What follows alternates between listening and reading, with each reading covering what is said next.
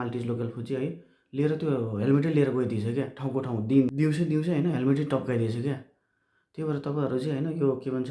महँगो हेलमेट छ भने गोप्रो लगाएको या साइडमा ब्लुटुथ लगाएको हेलमेट छ भने त्यो चाहिँ ब्यागभित्र सुरक्षित छ हिसाबले राख्नु। अनि यो चाबी छ नि चाबी स्कुटरमै छिराएर नराख्नुहोस् क्या। यो यहाँको भरै हुँदैन क्या फुच्चीहरूको टप्काइदिइहाल्छ। अनि हामीले लखाटी थियौँ केही दूरी लखाटी थियौँ कहाँ गयो साइकल लिएर आएको थियो 2-4 जना केटाहरू है हेलमेटै लगिदिएछ क्या। त्यो भिडियो अहिले म तपाईँले देखाउँछु है सबै त्यो फुटेजहरू छ मसँग गोप्रोले लिएको म देखाउँछु है।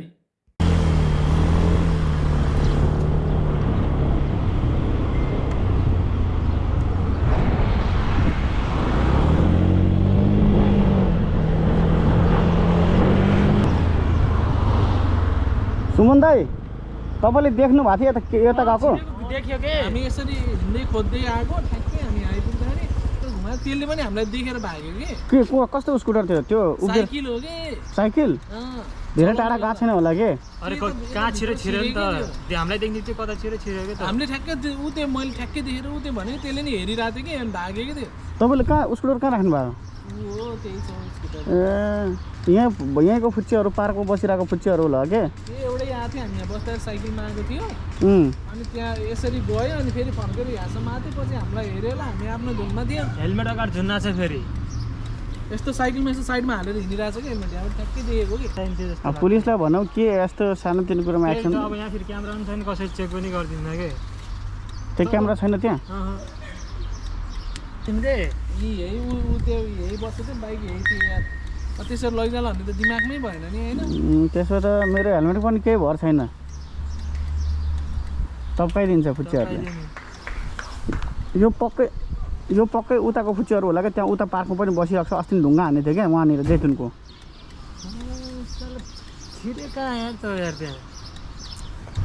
साइकलमा चाहिँ जहाँ लुक्दा नि भयो त जहाँ छिर्यो नि त हेर्न आएको गयो गएन भनेर तर हेलमेट लिएर आउनु कस्तो सोच होला यार मान्छे मुझे हेलमेट चलेर कसरी जाला भन्ने नि अलिकति हुन्छ नि दिमाग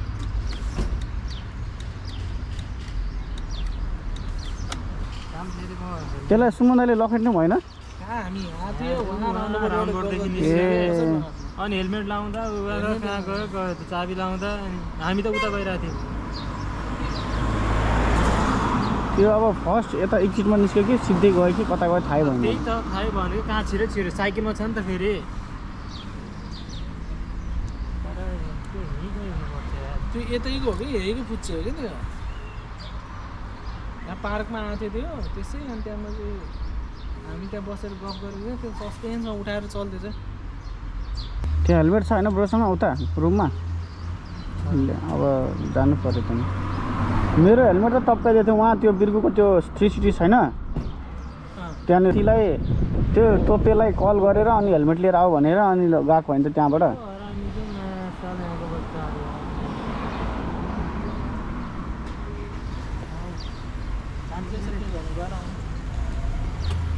हेलमेट यहाँ दाइको त्यो फुच्चेले लगिदिएछ कि कुन बदमास हुन्छ क्या यहाँको बुढाबुढीहरू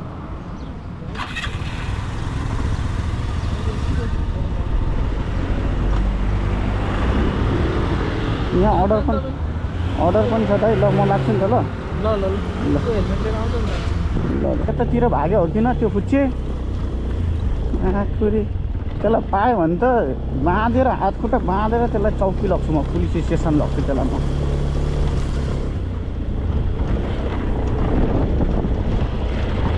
यता त के आएको थियो होला यति टाढा त भागेको छैन होला साइकल थियो कि साइकलमा भाग्यो उनीहरू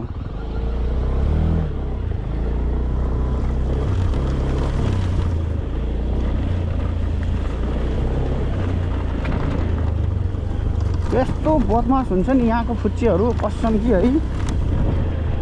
अब गाल्लामा रन्कन मन लाग्छ है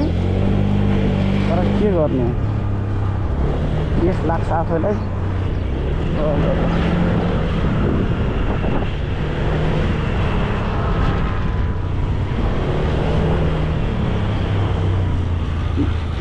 ब्रो